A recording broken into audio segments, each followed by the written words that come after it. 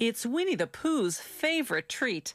It's sweet and sticky, and it's all produced by an industrious and intelligent insect whose miniature society is one of the most sophisticated in the animal kingdom. It all begins in a field where worker honeybees suck nectar from flower blossoms such as clover. They store it in their honey sac, then return to the hive where other worker bees suck it out and chew it, breaking down the nectar's complex sugars into two simple sugars called glucose and fructose.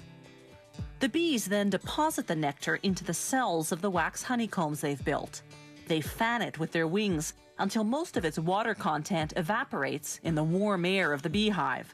What's left is thick and gooey honey.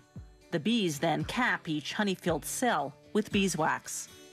That's when the beekeeper steps in. Bees will sting if taken by surprise, so the beekeeper sprays the hive with smoke from burning pine needles, a scented warning that foreigners are about to enter the hive. Inside the hive are wooden frames hanging side by side, each holding a honeycomb. A hive can house hundreds of thousands of bees, all descendants of the prolific grand poobah of beedom, the queen bee. She's the big one in the middle. The queen bee lays up to 2,000 eggs a day, creating the workforce needed to feed and protect the colony. But the beekeeper tricks the colony's defenders. He replaces the hive's cover with a device called a bee escape, which smells like cherries. Bees dislike the scent, so most fly to the bottom sections of the hive.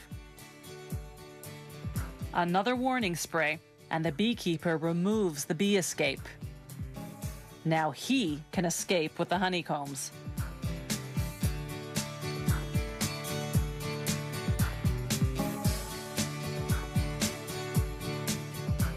Inside the honey factory, they put the honeycomb frames on what's called an uncapping machine. Like a razor, it shaves the wax caps off the honey-filled cells of the combs. They scrape off the remnants manually. Then they set the frames on another machine called a honey extractor. It spins the honeycombs until all the honey is forced out of the cells. Afterwards, they filter the honey to remove any pieces of wax capping that slip through. Then, the honey is ready for bottling. Some beehives contain smaller frames designed to produce honey that isn't extracted from the honeycomb. Workers remove the frame and cut the honeycomb into pieces as is with a heated knife. That seals the wax around the honey inside.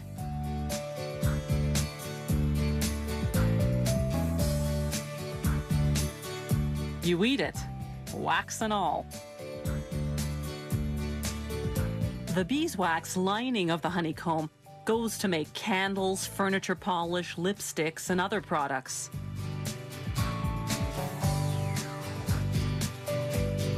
When producers have more liquid honey than they can sell, they simply let it granulate, develop sugar crystals, and turn hard and white. Then, when the orders come in, they return it to its original liquid form by heating it to 130 degrees Fahrenheit. They vacuum clean the jars.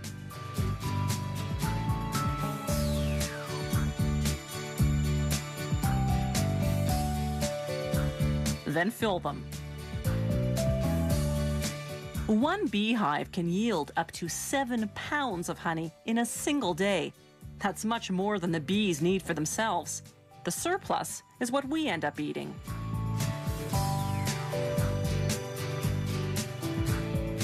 Honey production today is both efficient and humane. For centuries, the only way to harvest honey from hives had been to kill the bees. Then, in 1851, an American beekeeper invented a way to get the honey, yet spare the bees.